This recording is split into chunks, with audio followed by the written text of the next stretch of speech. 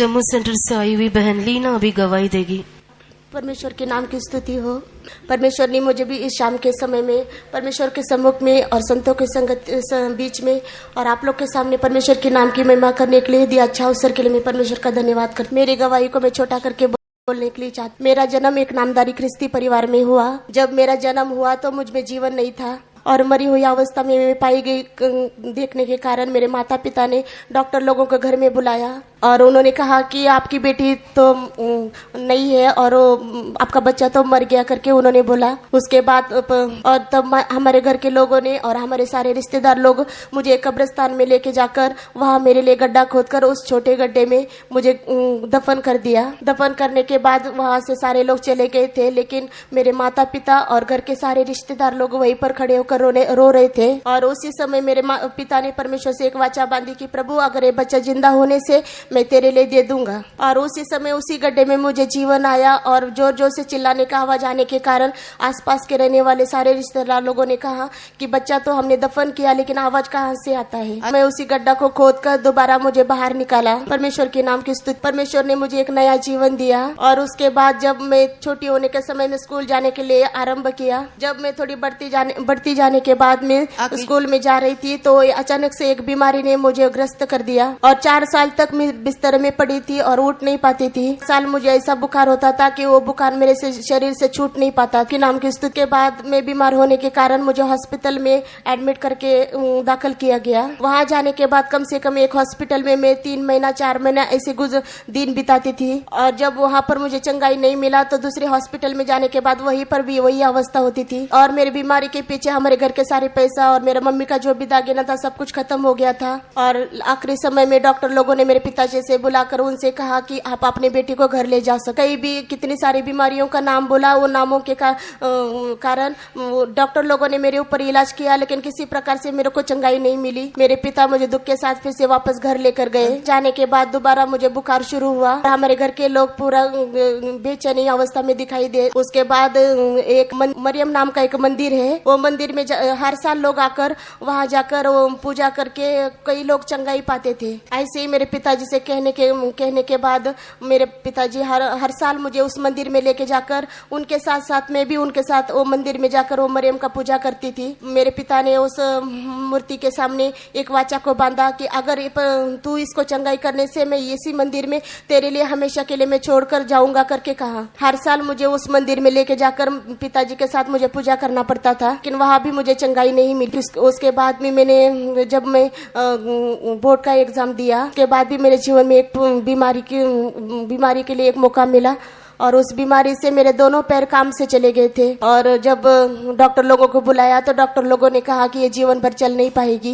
और वहाँ एक हमारा रिश्तेदार जो पुराना टीपीएम का विश्वासी था, उन्होंने जब छुट्टी के समय जब वापस घर जा रहे तो हमारे घर होकर आए तो उन्होंने कहा कि यहाँ पर ऐसे सफेद वस्त्र पहनकर 2 सिस्टर्स लोग आए हैं, वो लोग सबके लिए दुआ करते, आप उनको इसको वहाँ ले जाने से वो लोग आपके लिए दुआ करेंगे। मुझे ऑटो में जब उठाकर उस विश्वास भवन में लेकर गए और वहाँ जाने के बाद उन्होंने मेरे लिए दुआ किया, वापस घर लेकर आए।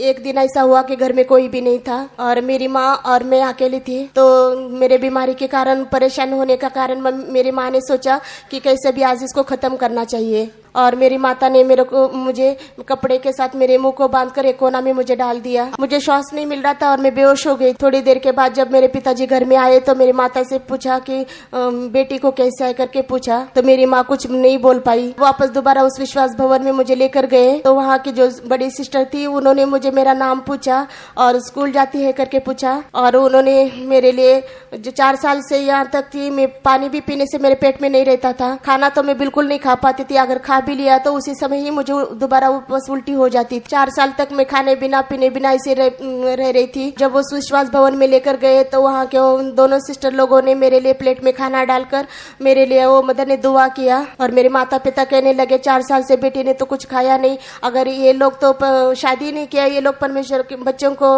दर्द को कैसा जानेंगे, अगर खाना खिलाया तो और कुछ हो जाएगा। तो वो डर से मेरे माता पिता ऐसी बात करने लगे। प्रभु के नाम की स्तुति हो। और परमेश्वर का का जैसे वायदा अन्न जल को आशीष करके तेरे सारे रोगों को दूर करूंगा वायदे के मुताबिक वो मदर ने मेरे लिए वो प्लेट के ऊपर हाथ रख के प्रार्थना किया और प्रार्थना करके उस खाना को मुझे खिलाया और माता पिता से कह दिया कि आप लोग घर में चले जाओ और हमारे पास छोड़ दो। और उस कमरे में जो मदर का कमरा था वो कमरे में मदर ने मुझे अपनी खटिया में मुझे सुला दिया और मैं 4 साल से कुछ नहीं खाया, लेकिन उसी दिन जब उन्होंने प्रार्थना किया और प्रार्थना करके वो जो खाना दिया वो खाना खाकर मैं अच्छा सो गई। उस कमरे में मैं अकेले लेटी थी और एक जवान पुरुष दर्शन में मैंने देखा कि कोई मेरे सामने आकर खड़ा हुआ और उसने मेरा नाम लेकर मुझे बुलाया। मैंने सोचा मेरे माता पिता आकर मुझे बुला रहे होंगे। जब मैं उठ के बैठी देखा तो कोई भी मेरे पास में नहीं था। दोबारा मैं सो गई तो उसने फिर मेरा नाम लेकर बुलाया और कहा कि माँ के गर्भ में रचने से पहले मैंने तुझे बुलाया और उत्पन्न होने से पहले मैंने तुझे अभिषेक किया करके उस वायदा ने परमेश्वर मेरे से बात किया, लेकिन वो वचन कहाँ लिखा करके मुझे मालूम नहीं। सच्चाई के बारे हम नहीं जानते थे, हम तो नामधारी ख्रिस्ती परिवार में थे।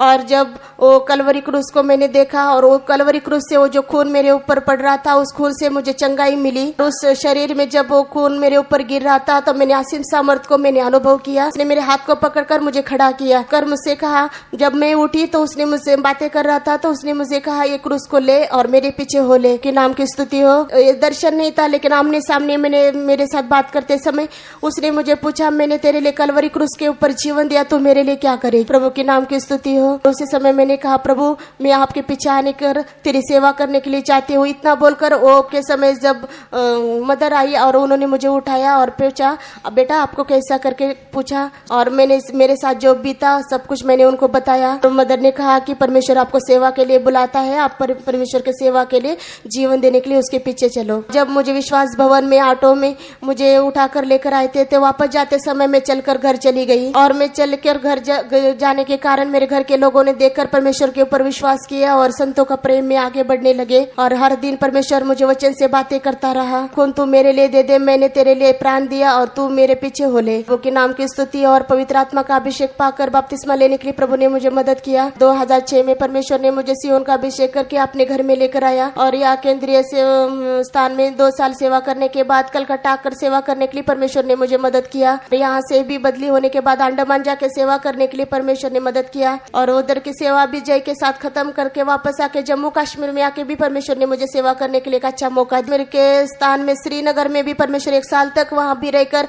उस परिस्थितियों में भी प्रभु के साथ साथ रहते हुए सेवा करने के लिए परमेश्वर ने मुझे मौका दिया। इसलिए प्रभु के नाम की स्तुति। जिस उद्देश्य के अनुसार प्रभु मुझे अपने घर में लेके आखिरी सांस तक प्रभु की सेवा करते हर दिन सियोन होकर बदल कर परमेश्वर के साथ दिखाई देने के लिए आप सबकी प्रार्थना की विनती चाहती हूँ। मेरे लिए और हमारे जम्मू सेंटर के सेवा के लिए आप सबकी प्रार्थना के नाम की